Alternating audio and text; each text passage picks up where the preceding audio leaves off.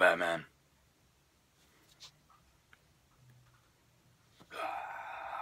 Now, but for real, what's up, guys? It's Henry from Variety Films, and guess what? In honor of Batman vs. Superman, plus all the Marvel films and Suicide Squad coming out this summer, I'm going to be doing my top 10 superhero films of all time. Before I start, I want to talk about some honorable mentions, some movies that I really liked but just didn't quite make the list.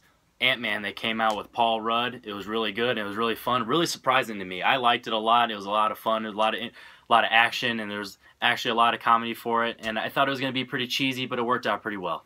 Next up, we have a movie that a lot of people don't really like as much, but honestly, I liked it a lot. I saw it in theater. It made me laugh, and plus, it just came right off the Avengers. So I think that's the reason that a lot of people didn't like it, because they had high expectations for the Avengers. But Iron Man 3, I liked it, and it was really good. Didn't make the list, but good for me. Obviously, if this shows up any much, then you got to know that the classic Batman from '89, Michael Keaton's Batman, Jack Nicholson's The Joker, it was really good. Didn't quite make my list, probably because I didn't really like Michael Keaton as Batman as much. He was kind of, just didn't really kick ass enough for me. And The Joker, Jack Nicholson's version, he was really good, but, not quite there.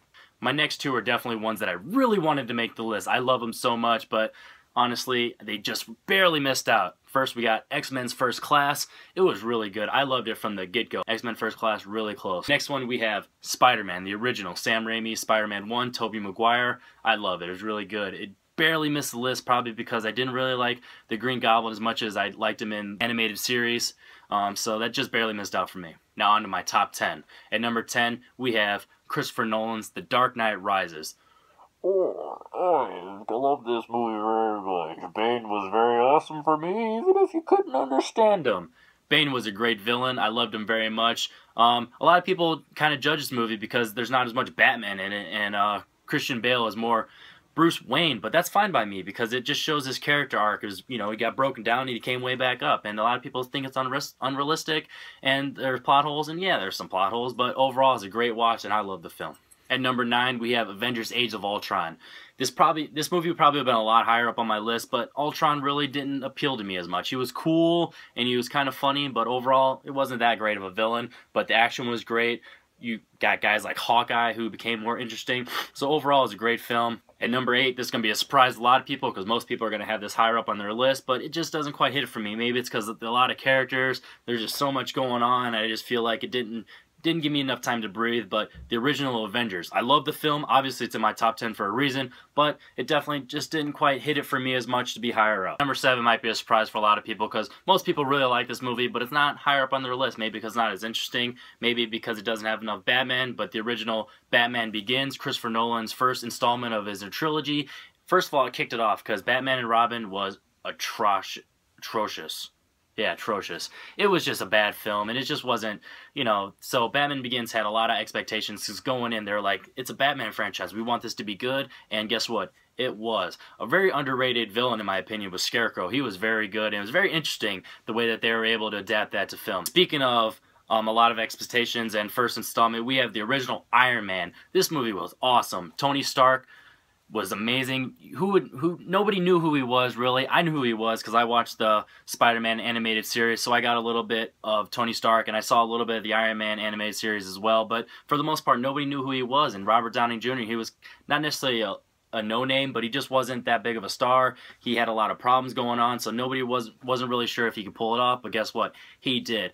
His character arc of how he became Iron Man was pretty interesting and very fun. The only reason this movie isn't higher up for me is because the villain didn't really hit it off for me. Yeah, the guy, he stole Iron Man's idea and all that stuff, and it was cool, but it just wasn't up there as much for me because, whatever, it's kind of basic. But the actual development of Iron Man and the setup for the MCU was definitely amazing. This one's going to be a surprise to a lot of people, not because the movie isn't good, because it's really good. A lot of people love this movie, and honestly, I didn't know what to expect going to this movie. I was honestly kind of a hater, to be honest, because I didn't know much about this character, but guess what?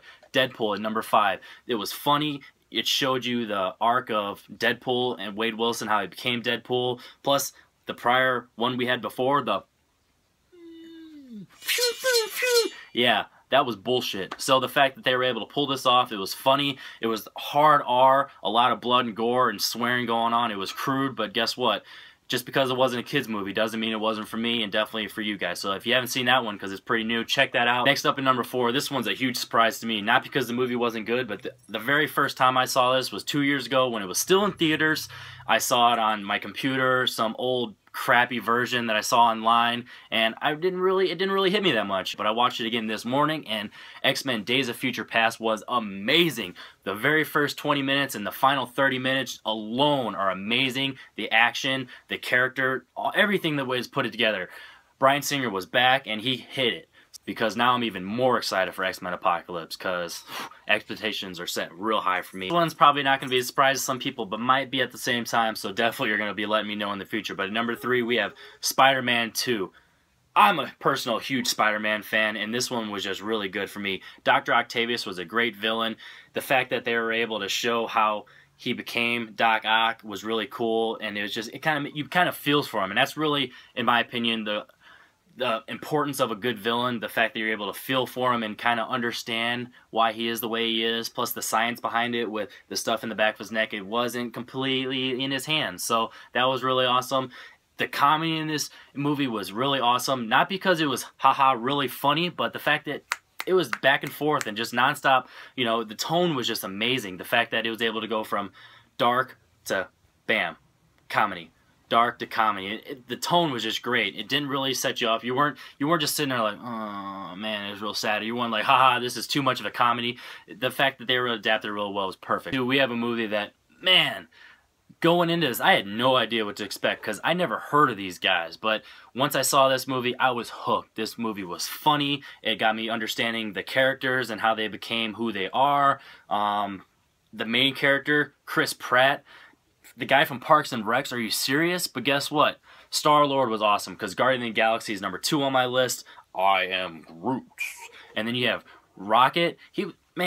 Rocket Raccoon, he was awesome. Bradley Cooper as a raccoon, that could have been a disaster, but guess what? They put, and I'm really excited for Guardians of the Galaxy 2, and I'm really excited to see how they're going to play that into the MCU if they do. I really don't know yet if they're going to do that, but I'm really excited for future installments. Number 1. And who knows really what I'm going to pick. There's a lot of ones left over. But guess what? Captain America, the Winter Soldier. This movie is awesome. I personally, my favorite genre of films is crime dramas and action combined. So the fact that this was pretty much that in superhero form was amazing.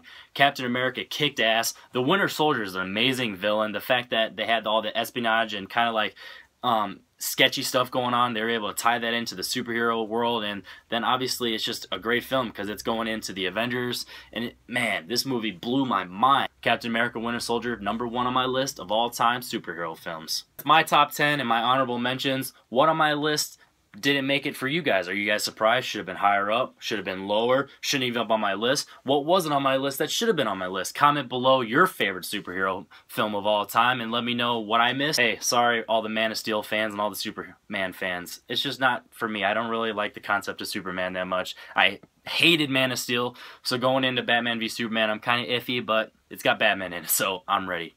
Thanks guys. Subscribe, like, and comment below all your comments. Self-destruct sequence activated.